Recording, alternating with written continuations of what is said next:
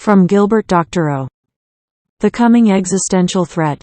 Do we act in common, or is it going to be every man for himself? Gilbert Doctorow. I returned to Brussels on Sunday after a month of travels in exotic and warm lands south of the equator. The re-entry shock upon arrival in Belgium was a lot greater than the 27°C drop in outdoor air temperature. After a month of only very limited reception of Russian news, due to satellite issues and hotel service issues, last night I switched on Russian state television's news and talk show, 60 Minutes, on www.smotram.ru and got a full blast of the current state of relations with the U.S., which are very close to doomsday. Allow me to share with you the key point, namely the soon-to-be-announced changes to the Russian doctrine on first use of nuclear weapons and their new more precise red lines that have come about from the plans for Russia's partition and destruction that seem to be aired daily on U.S. television.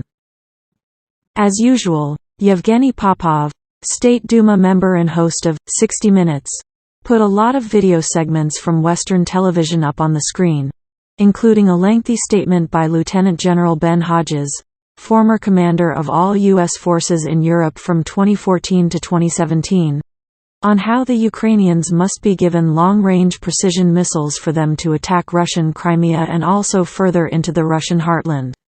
The interview from which this declaration was made does not yet appear in Google search, but from interviews posted in 2022 it is clear that Hodges is no madman, and his statements must, as Popov said, be taken with utmost seriousness.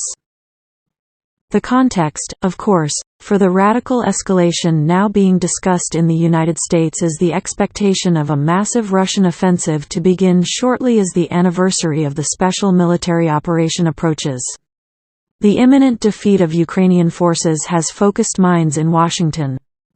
One of the regular panelists on 60 Minutes then faced the cameras directly and said that Russia's nuclear doctrine is under revision in light of these aggressive plans being aired in the United States, so that Russia is headed towards a policy of preventive, tactical nuclear strikes, similar to what the United States has.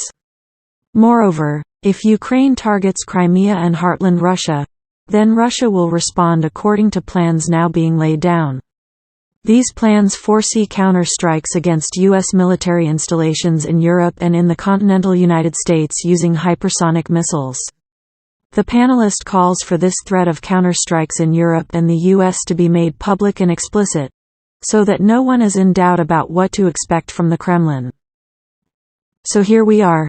The Russians are stripping away the fiction of a proxy war and revealing the co-belligerent status of the U.S. and its NATO allies in preparation for a kinetic war with NATO. As our illustrious former president, a man of few words, would say, not good. Allow me also to share with my readership the bitter medicine that I just shared with our daughter. Look for an escape hatch.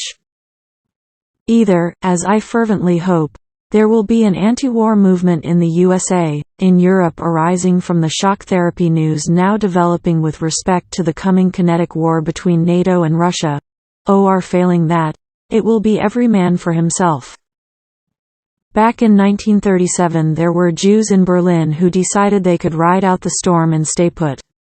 There were others who took the first boats out, to England, to the US, to South America.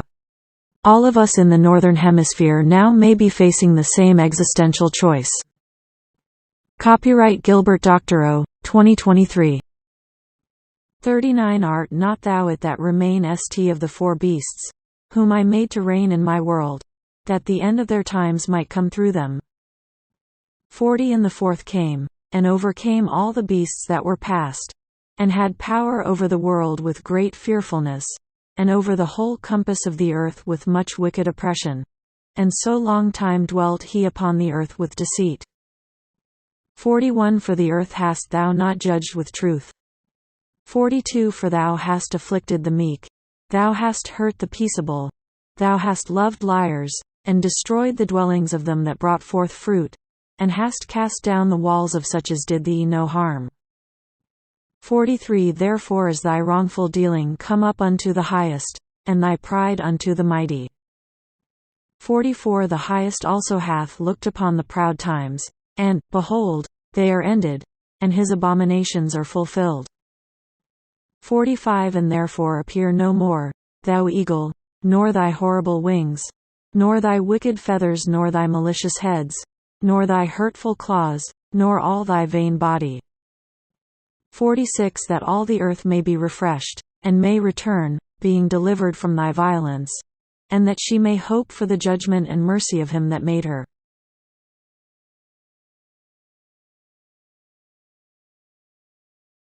The basic fundamental principles of America. The American people are idiots. They are stupid. They are literally sheep waiting to be led. And so know that the terrorists who attacked us on 9/11 had nothing to do with Iraq. The American people, because of their ignorance of Saddam Hussein in Iraq, the same level of ignorance that exists, by the way, regarding Putin in Russia.